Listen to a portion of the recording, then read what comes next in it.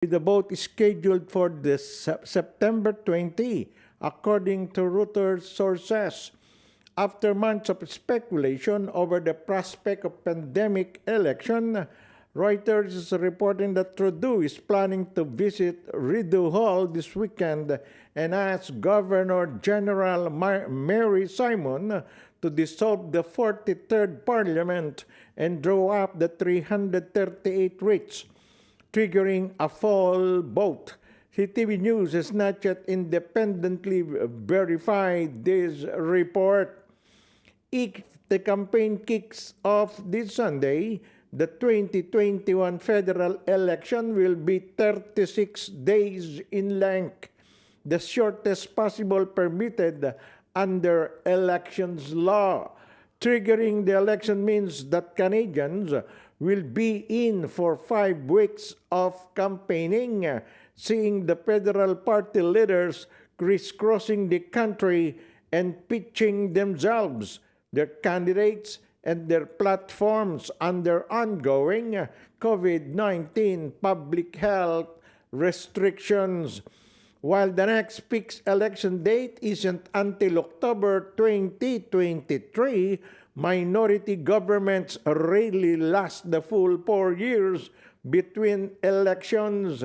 In the 2019 federal elections, voters reduced the liberal majority to a minority, and since then, there's been a series of shake-ups on the political scenes, from the election of new opposition leaders and a recent invigoration over social injustice issues to the ongoing global pandemic that has upended much of life as Canadians knew it.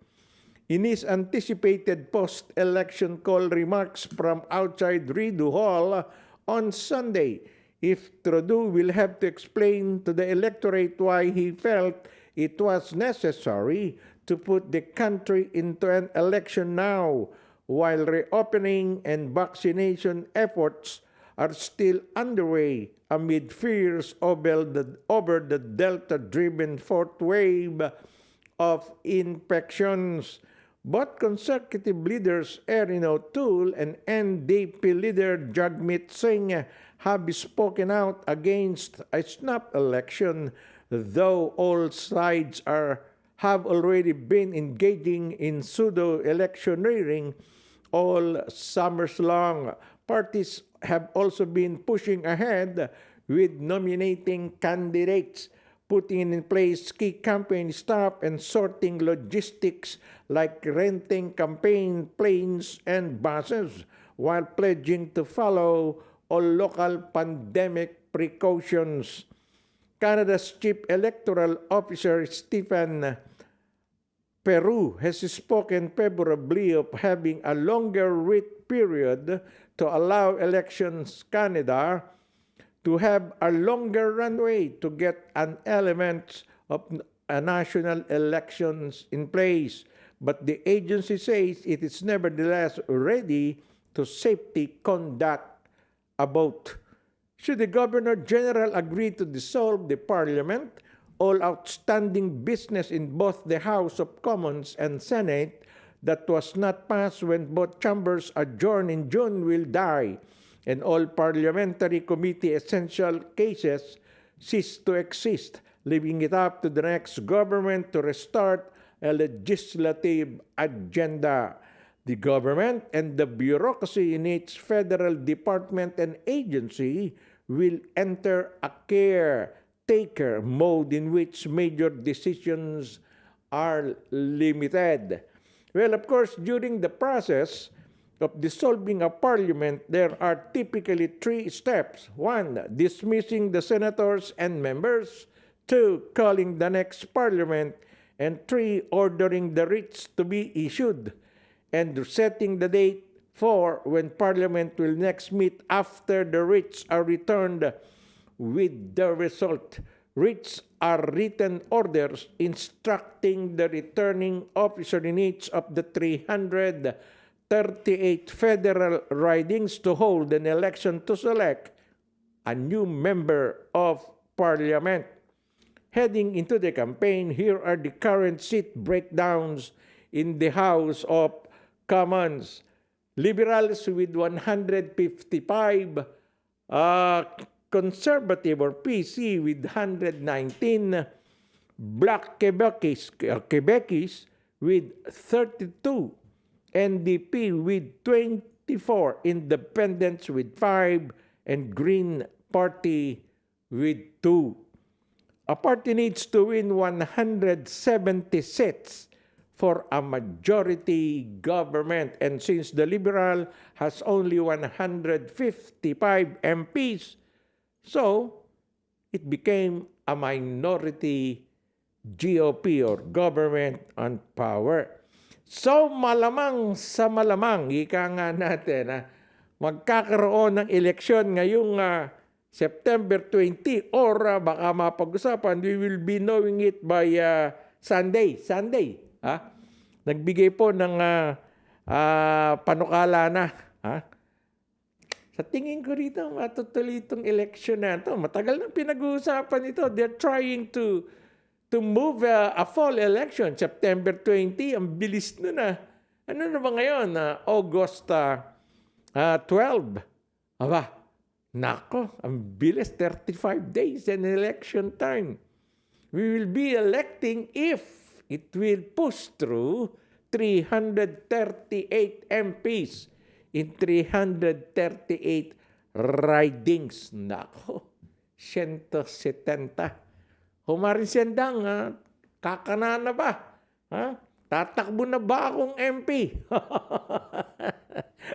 Wala naman tayong partido eh. O di independent, may 5 independent MPs na nandiyan po sa parliament. Anyway, nasa sa inyo po, no? It's up to you, my countrymen in Canada, if you want Justin Trudeau to continue his services to the Canadians, elect the Liberals. Or if you want to replace him with the new PC, Erin O'Toole, the leader of PC is Erin O'Toole, elect the Conservative. Or if you want a new government, Black Quebecis. Of course, NDP is still there, but with only 24 votes or MPs. It is unlikely. So it will be a duel between the Liberal again and the PC or Conservative. Election time could be held September 20 or earlier than that, but not hindi lalampas sa October yan. So mga kababayan, yung mga Pilipino pong citizen lang po ang pwedeng bumoto like us. Pag-usapan natin to. Talakayin natin to. Let's see kung sino po ang mga magigess sa aming iimbitahang mga member ng different parties. Nasa gitna lang po kasi. Itong Tom's Radio Toronto, we could invite candidates from the Liberal, from the Conservative, from the NDP. Yan po ang ating iimbitahin. Okay? Makikiramdam po tayo hanggang linggo. The Governor General will declare the Parliament dissolved para magkaroon ng election. Ayan. Alright. Balitang Pilipinas naman po. Duterte pinasasagot ng Department of Health sa 67 billion pandemic funds. Naku po, mabigat ito. Inutusan na ni Pangulong Rodrigo Duterte ang Department of Health na sagutin ang obserbasyon ng Commission on Election na may deficiencies sa 67 billion pesong pandemic funds na hindi umano nagamit ng maayos ng Department of Health. Well, ang instruction po ng Presidente ay saguting mabuti ang mga obserbasyon ng COA. Iba kasi itong nature of observation ng COA, di ba? Sabi po ni Presidential Spokesperson Harry Roque. Ang COA po kasi ay isang constitutional body at talagang ang trabaho niyan ay bantayan ng kaban ng bayan na dagdag pa ni Roque. Sa ngayon ay hindi muna maglalabas ng kanyang judgment ang Pangulo hanggat hindi nakakapagsumite ng komento ang DOH.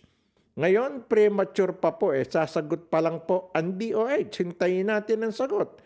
The President is keen to read the answers dahil medyo mabigat po ang obserbasyon. Hindi paratang, obserbasyon. Iba po yung paratang sa obserbasyon, okay?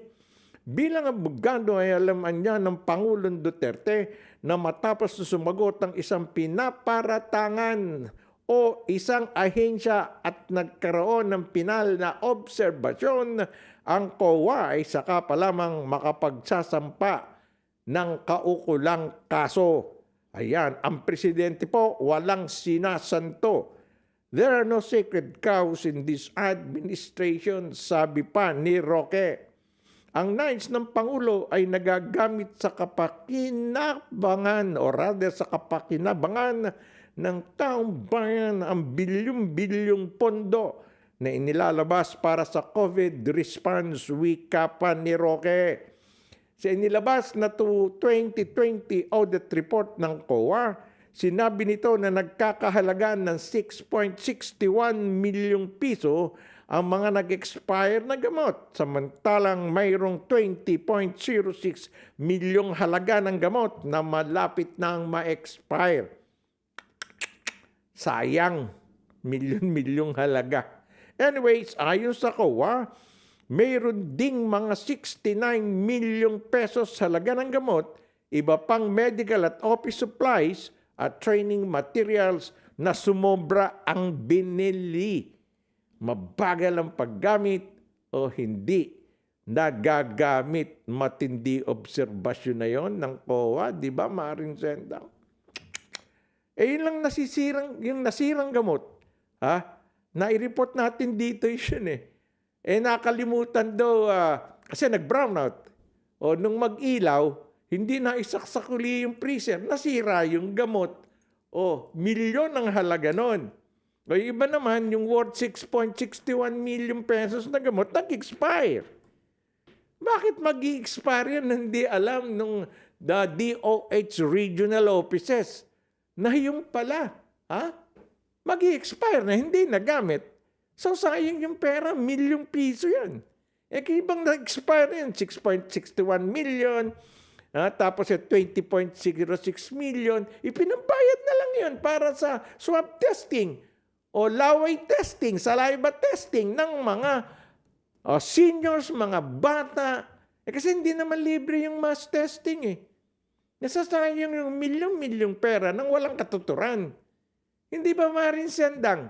Kung naggamit yun, nabayaran yung swab testing na yan, may marami nang nababakunahan pa. Nako, delikado ang DOH dito. Pero hintayin po natin anong magiging sagot ng DOH. Samantala, 177 bagong kaso ng Delta variant na dagdag. Umakyat na sa 627 ang kabuuang kaso ng Delta variant ng COVID-19 sa Pilipinas.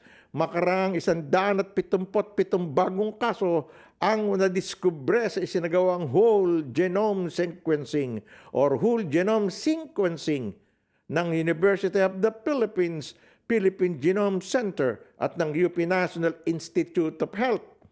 Sa ulat ng Department of Health kahapon, sa 177 bagong Delta cases, 144 nito ay mga local na kaso. 3 ang returning overseas Filipinos at 30 ang kasalukuyang bineberipika pa. Ano ba yan? Inaantok na ang datol order. Ang Maring Sendang. Sa 144 lokal na kaso, 9 na po ay mula sa National Capital Region or NCR, 25 mula sa Calabarzon, 16 ang galing sa Cagayan Valley, 8 sa Ilocos Region, 2 sa Cordillera Administrative Region or CAR, 2 sa Western Visaya at 1 sa Davao Region. Umabot naman sa 173 ang gumaling na, 1 ang nasawi at 3 pa ang inaalam ang kondisyon. Samantala, umakyat na sa 2,195 ang kabuuang kaso ng Alpha variant na madagdagan ito ng 102 bagong kaso. 2,421 naman ang kabuuang kaso ng Beta, ng 59 pa ang natukoy habang 14 pang kaso ng P.3 variant ang na-discover rin. Alam niyo po mga kabayan, Maring Sendang, hindi ko maintindihan saan ba nagagaling yung variant na yan. Yan ba, ewan ko kung anong explanation, explanation did they true yung papanong inexplain sa tao. Paano bang nangyayari sa variant? Yung ba ay kumbaga sa isang bulaklak napigtasan, yung bang napigtas na yun ng variant ng virus naman na tawag nating Delta. Ganon kaya yun. Ala pong explanation tayong naririnig. Kung ano yung variant. Hindi po ba, ito, ibang virus din yan. Saan nanggaling ba yan? Doon ba mismo sa COVID-19 virus na nanggaling sa Wuhan, China? Na naglakbay, sumakay sa eroplano at ikinalat sa buong mundo ng mga taong nakakain ng animal na yon. Abay, anak ng dragon. Explain naman yun ni Byron. Natatakot na lahat ng tao sa mundo. Hindi alam kung ano kinatatakutan. Mas madali daw makahawa to. Saan nagdadaan? Sa ilong dimban, sa bibig, sa mata, sa tenga, or saan? Pakiulit lang po nang maintindihan ng ating mga kababayang Pilipino and other people in the world who can't really apprehend o comprehend sa nangyayaring variant na yan. Hay! Samantala, 80 kinasuhan ng fake news, online scam sa Pilipinas. Nasa 80 katao ang kinasuhan ng Philippine National Police, PNP, dahil sa iba't ibang cybercrime cases ngayong panahon ng pandemya. Ayon kay PNP Chief Police General Guillermo Elizar, 121 na criminal complaints ang isinampa ng PNP sa iba't ibang korte laban sa 80 individual, kabilang na ang nagpapakalat ng fake news sa internet, illegal online sale ng medical supplies at online scams. Batay sa datos ng CIDG mula March 9 hanggang August 9, 2021, nasa 87 criminal complaints ang naisampa laban sa 52 tao dahil sa fake news.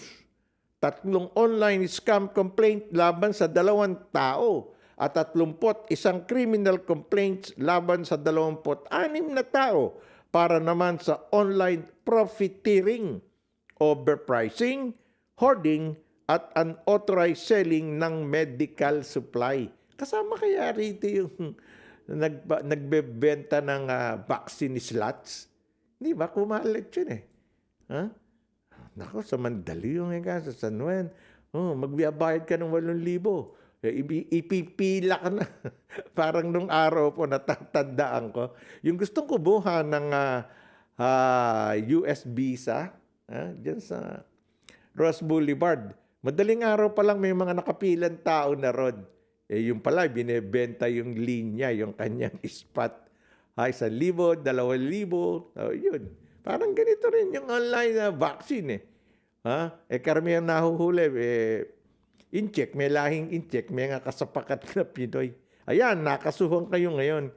Well, bukod sa mahigpit na pagkapatupad ng minimum public health safety standards at quarantine protocols, sinabi nila siya na patuloy ang pagtugis ng PNP sa mga masasamang loob na pinagkakakitaan at nanamamantala sa pangamba at takot ng ating mga kababayan sa COVID-19. Aniya, ngayong may pandemya, tumaas ang insidente ng mga nagpapakalat ng peking balita kung saan maraming individual ang naaapektuhan. Samantala, nakumpiska naman sa mga unauthorized online sellers ang galon ng mga disinfectant, vitamin C capsules, forehead thermometers, face mask, at mga bote ng isopropyl alcohol. Wah! Mga online sellers, ano? Ayan, yan po ang nadadali. Ito kayang tinira ng DOH na doktor na nagsasabing di effective ang COVID-19 vaccine. Ba't hindi sinama sa kinasuhan ng PNP? Ito, kinundi na pa ng Department of Health ang isang doktor na yon na nagsasabing hindi epektibo bagkus ay mas mapanganib pa ang mga itinuturok ngayon na COVID-19 vaccine kaysa sa mismong virus. Fake news yan, di ba? Sumikat yung doktor, si Dr. Romeo Quijano. Siya pala ay retiradong member ng University of the Philippines College of Medicine na matagal na niyang pinag-aralan umano ang mga ginagamit na bakuna ngayon kontra COVID-19. Sabi nga niya, matagal ko nang pinag-aralan ito mga bata. Mas delikado yung mga bakuna na pinalalaganap ngayon kaysa sa virus mismo. Kaya malaking panganib kung pati mga kabataan ay mababakunahan din, sabi pa ni Quijano sa isang panayam na isang ng DCRH Radio 2x2. Di ba? Kanina, binanggit ko na yun. Yung ba, pwedeng kasuhan yun, si Quijano at saka ang DCRH, yung host sila Anthony Taberna? Pwede ba yun? Fake news yun. Ang ginawa ngayon ng interview niya, ginawa nilang news report. Source ito. Ewan natin kung babagsak yan sa cybercrime. Cybercrime? Nakakapaninirang puri ba yun? Oo. Sapagkat kaya nga nagkaroon ng hesitancy sa vaccine ng mga napakaraming nakapanood nun, may biruin mo. Daan-daang libo ang nakapanood nun. Kung lahat na yun maniniwala, sabay, mga Pilipino po, hindi naman basta naniniwala. Sabi nila, kung kulang-kulang ka, paniniwalaan ka ba? Kulang sa 7, sobra sa 8, ilan yun? Hindi po natin alam. Well, ito bang inihintay ng mga tagasunod din, taga-subaybay at mga followers, supporters ng mayor ng Maynila? Ayun. Sino pa? Si Yorme Isko. Hinirang si Manila City Mayor Isko Moreno bilang bagong pangulo ng nilipatan niyang partido na Aksyon Demokratiko. Makarangihal siya ng mga miyembro nito na kahapon. Ayan. Presidente na siya. Parang si si Manny Pacquiao, di ba nalagay na presidente ng PDP laban, nag-resign na presidente ng si Senator Coco Pimentel, in-appoint si Manny Pacquiao. Di acting president. Dito hindi, binoto na raw. Sige, ang pagkakahalal kay Moreno sa naturang posisyon ay naganap may ilang araw lamang matapos siyang magbitiw sa dating kinasasapiang National Unity Party ng mga Binay. Kita nyo, galing pala sa kay Binay. Nag-resign. Inopera, ikaw magiging presidente. Sabi nung asawa nung nag-found yan, si Sonia Rocco. Si Senator Raul Rocco, founder niya ng Aksyon Demokratiko. Well, pinangunahan ni Ginang Sonia Rocco, co-founder ng Aksyon Demokratiko, ang paghalal kay Moreno sa ginanap na eleksyon kasama ang iba pang mga opisyal at membro ng nasabing partido. Sabi nila, we saw in Yorme someone with a clean track record. Clean track record. Okay. Tangible accomplishment and a vision that the party shares, ayon kay Ernest Ramel, chairman ng partido. Kalalabas lang nung na ang dami pong nangungutong ghost employees, tapos nangungutong ng mga policeman. Hindi naman sila pulis ng Maynila, mga marshal sila na traffic enforcer, nahuli pa nga, nangungutong, may mga video. Anyway, sila tayong magagawa, ang alam nila kay Yorme. Samantala, nananatili naman si Pasig Mayor Vico Soto bilang External Vice President ng Aksyon Demokratiko, habang si Mayor Andres Lacson ng Tarlac ang bagong Vice Chairperson nito. Well, hindi pa naman kinukumpirma ni Moreno kung ang paglipat niya ng partido ay nangangahulugan totoo ang mga balitang tatakbo siya sa mas mataas na posisyon sa susunod na halalan. Ang Aksyon Demokratiko ay tinatag ni dating Senator Raul Roco. Ayan. At para po sa ating huling balitang espesyal. Ayan, nako. Albularyo. Alam niyo po ba yung mga albularyo, yung quack doctor ba yun? Do you believe in this, DJ Owen? Huh? Quack doctors. Quack doctors. Huh? You don't believe that? Okay. Albularyo, may online consultation na. Usong consultation online. Well, dahil sa pandemic na uso ang online consultation sa mga doktor. Pero magpapahuli pa ba ang mga alternatibong manggagamot na albularyo? Okay. Isa sa kinikilalang albularyo sa lugar ni Aling Maricar Cruz, si Norma Hernandez sa Rizal Province. Nang sumama ang pakiramdam umano ni Maricar na may kasamang pagsakit ng tenga at lagnat, kay Norma Hernandez siya nagpatingin dahil wala siyang perang magpa-ospital. Okay. Sa pagsusuri umano ni Norma, meron umanong engkanto na nagkagusto kay Maricar. Naninirahan daw ang kakaibang nilalang sa isang puno na malapit lang sa bahay ni Maricar. Kwento pa ni Maricar, ramdam niya ang enerhiya ng gamutin siya ni Norma. At bago raw sumama ang kanyang pakiramdam, naghilamos at nagbuhos siya ng tubig sa labas ng kanilang bahay isang madaling araw. Okay? Nang pumasok na siya sa bahay, doon na sumama ang kanyang pakiramdam. Ang paggagamot ni Norma ay dinaan na rin niya via online sa social media kung saan nagpapadala sa kanya ng mensahe ang kanyang mga pasyente. Kasunod nito ay magkakausap na sila via video call. Kahit saang lupalop ka ng mundo, maaabot ka ng kapangyarihan ng Diyos. Isipin mo, gadget to gadget, hindi kita hinihipo. Paano kang gumagaling? Ibig sabihin, may milagrong nangyayari, paliwanag ni Norma. Kwento ni Norma, namanan niya ang kanyang panggagamot sa kanyang lolo at galing daw sa Diyos ang kanyang kapangyarihang magpagaling. Isa si Kayla May Rosino sa mga naging pasyente online ni Norma. Ayon kay Kayla, nakita niyang maraming nagmemensahe kay Norma, kaya sinubukan niya dahil may nararamdaman din siya sa katawan.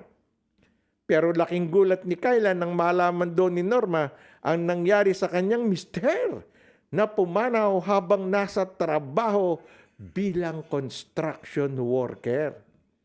Tila sumani pa raw kay Norma ang kaluluwa ng kanyang mister kaya napaiyak siya habang nag-uusap sila online.